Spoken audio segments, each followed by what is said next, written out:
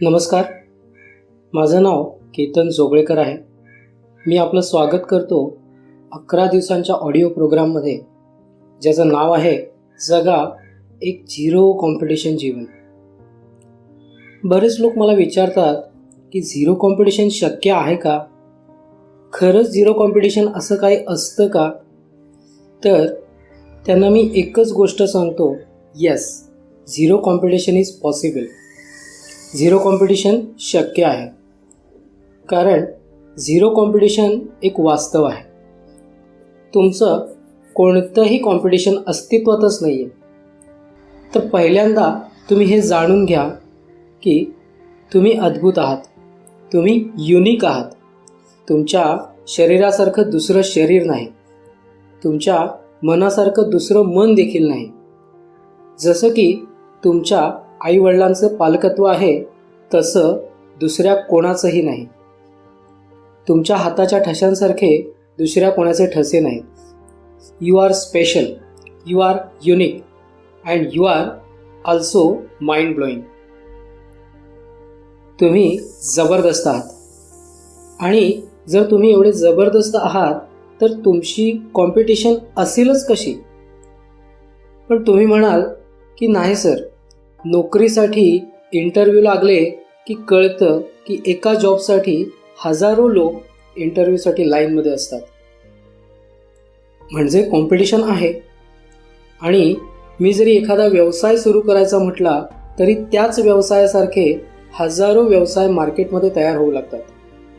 मग तुम्ही म्हणाल की कॉम्पिटिशन तर आहेच. मित्रांनो, जर तुम्हाला झिरो कॉम्पिटिशन जीवन जगायचं असेल तर माझा सर्वात पहिला मंत्र तुमच्याकरिता, आणि तो मंत्र आहे की स्वतःवर दया करणं सोडून द्या.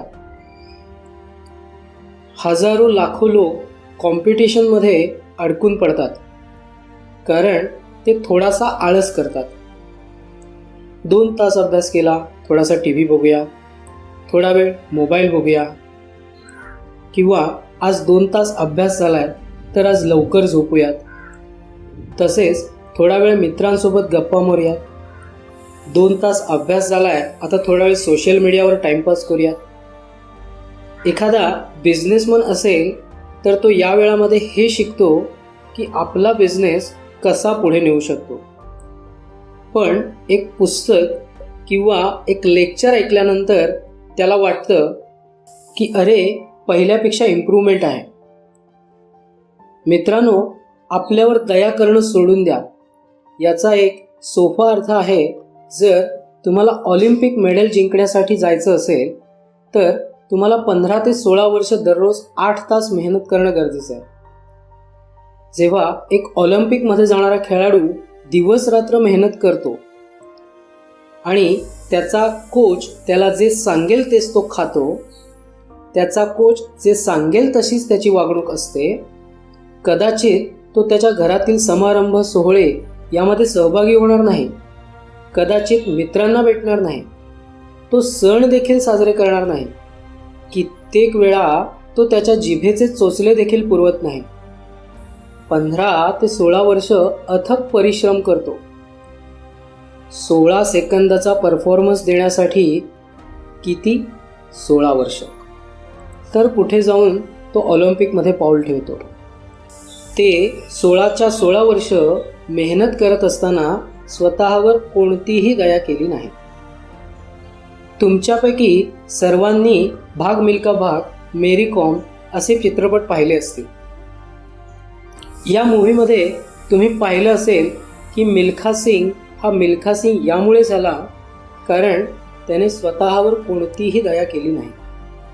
तो थकत होता, दमत होता, पडत होता, पळू इच्छित नव्हता.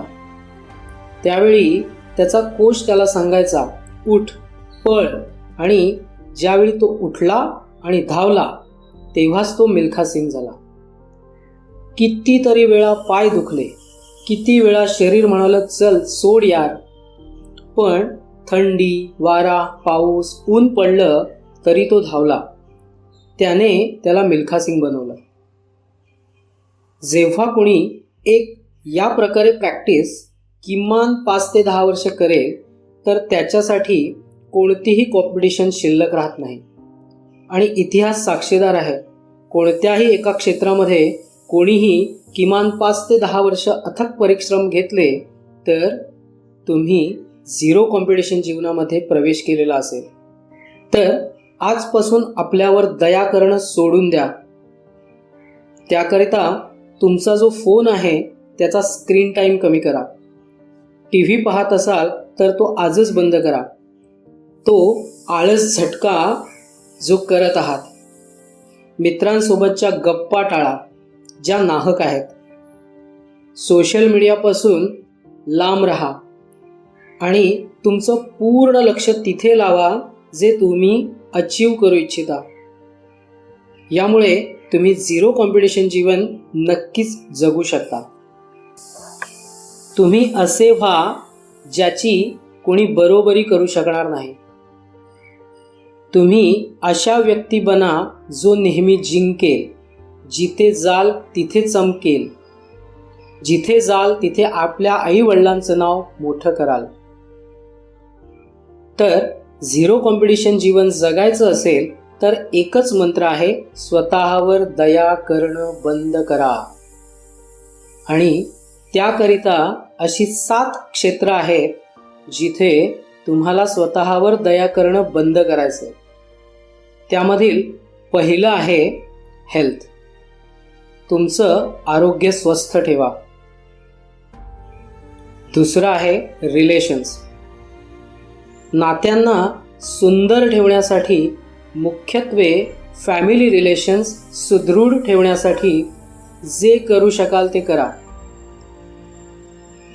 जेव्हा नात्यांची गोष्ट येते तेव्हा लोक म्हणतात वेळ द्यावा लागेल. तर मी म्हणतो की क्वालिटी टाईम द्या. तिसरं आहे इमोशनल. तुमचा मानसिक समतोल म्हणजेच बॅलन्स राखण्यासाठी काहीतरी करा. त्याचा रोज अभ्यास करा.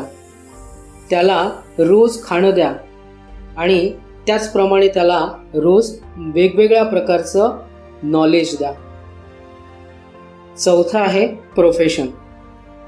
तुम्ही नोकरी किंवा व्यवसाय या ठिकाणी काहीतरी चांगलं करू शकत असाल त्यामध्ये कोणताही आळस न करता, कंप्लेंट न करता 200% द्या. पाचवं आहे मटेरियलिस्टिक नीड्स. इथे तुम्हाला एखादी कार खरेदी करायची किंवा तुम्हाला एखादं घर खरेदी करायचं. तसंच तुम्ही जर विद्यार्थी असाल आणि तुमच्या पालकांकडून काही सामान हवं असेल किंवा जीवनामध्ये काही एक्सपेक्टेशन्स आहेत जसं की परदेश प्रवास करायचा आहे, यासारख्या अनेक डिझायर्ससाठी 200% द्या. सहावा सोसायटी.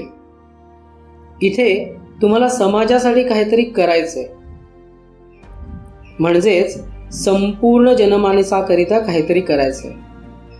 तर डू इट विथ डेडिकेशन म्हणजेच झिरो कॉम्पिटिशन जीवनाकडे ते बघून करा. आणि सातवा आहे स्पिरिच्युअलिटी म्हणजेच अध्यात्म. म्हणजेच आध्यात्मिक पद्धतीने देखील तुम्ही हे साध्य करू शकता. जर का या 6 ते 7 एरियाजमध्ये तुम्ही चांगल्या प्रकारे काम केलं म्हणजेच मन लावून काम केलं तर तुम्ही झिरो कॉम्पिटिशन एंटरप्रेनर होऊ शकता. म्हणजेच तुम्हाला झिरो कॉम्पिटिशन जीवन जगताना कोणताही त्रास होणार नाही.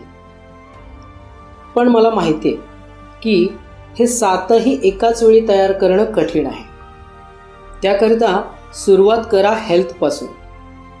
हेल्थसाठी 1 तास, स्पिरिच्युअलिटीकरिता 15 मिनटं, सोशलसाठी आठवड्याचा 1 तास.